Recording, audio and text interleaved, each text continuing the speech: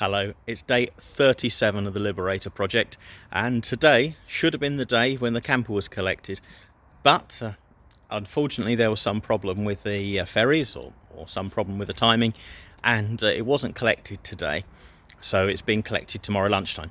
So instead I've come back to Chelmsford and I've been working on the Mondeo. Now I didn't get here till lunchtime, but I've managed to, let's see if we can see what's around here.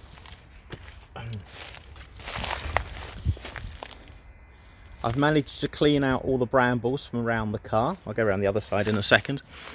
There's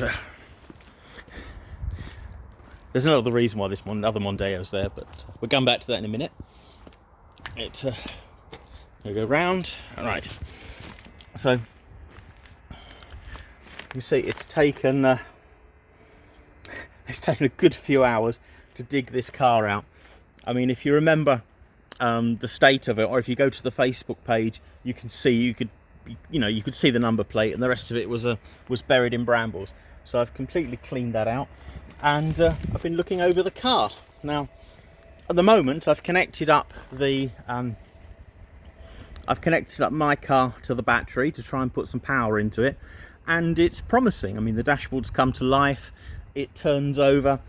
The electric doors work and the stereo works, but let's say, it was parked a few years ago with almost no petrol in it, so I had to go and I put some high octane fuel in that.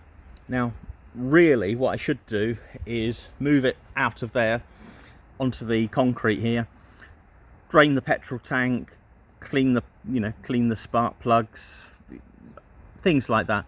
But I just thought I'd give it a try and see if I put some fresh petrol in it, charged up the battery, and see if it would fire. It's a long shot, but it just might work. So now, okay, hasn't worked yet, but I haven't finished charging the battery up.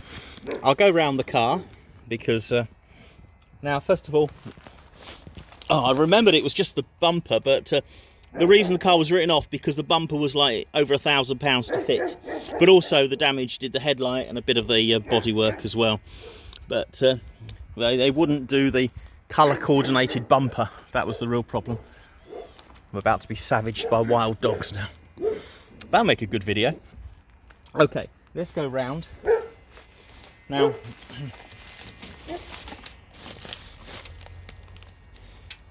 I mean, yes, it's filthy, but I'm pretty sure that a bottle of Sif, this will come up fine. So I reckon a day cleaning it, and it won't be anywhere near as bad. And well, I'll spend half a day cleaning it, and then half a day trying to get it to fire up and see how it goes. Now, inside the car, it's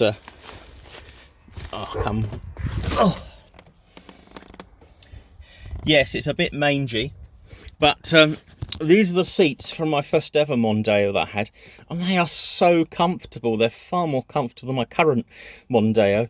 So it's I don't know, if I had time, I was thinking I should swap these seats with the one in my car because they are really nice. I put the stereo back, and I was lucky enough to find the CD player had a stack of 6 Gary Newman CDs in it. So bonus, I can play that on the way home. I've got my Newman CDs back. So that's another fantastic bonus.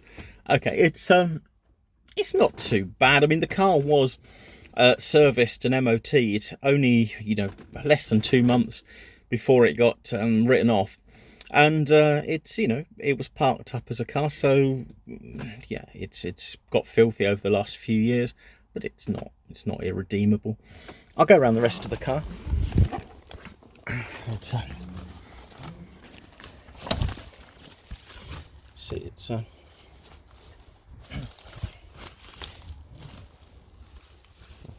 That was my bird cage. Let's go around. So the back of the car is actually very good. So, as I said, when it was parked, the only thing wrong was that front damage. I mean, it drove beautifully, and it run fine. The engine's only done about 80,000 miles, which is a 2-litre Z-Tech. Now, another reason I bought the car back off the insurance company was that you can fit these into the same space as a Pinto engine. You need to modify the engine brackets. The you know, there's a few things you have to do. There's a plate you have to do so you can mount the gearbox, and you know, odd jobs. But oh, a shallow oil pan as well, you know, that goes on. But they're all available for a few £100. You could basically modify this to fit, to bolt directly into the kit car, onto the kit car's gearbox mechanics, and that was a very tempting, you know, thought. But now, you know, I'm selling everything. I'm not going to do that. But I don't know. Someone can, if I can show it running, someone can see, you know, if they want the engine or if they want the whole car. One guy I was talking to suggested that he wanted to buy it because he wanted to go banger racing. Well, I'm not sure an estate car is really the car to go racing in. I mean, it's quite heavy, it's a gear, and it's an estate car. But I suppose you're quite protected from rear end shunts. Right, anyway, yes, it's filthy, but it's taking charge, and so everything seems to come to life. You know, it turns over, and I hope that you know, a couple of hours and I can bring it back to life. I can get it to fire. Now, the other thing that I will show you is I've got these really cheap jump leads. You know, one of these, just because I didn't have any and I needed them at some point. And look at that, I tried to jump start my car and it just melted it.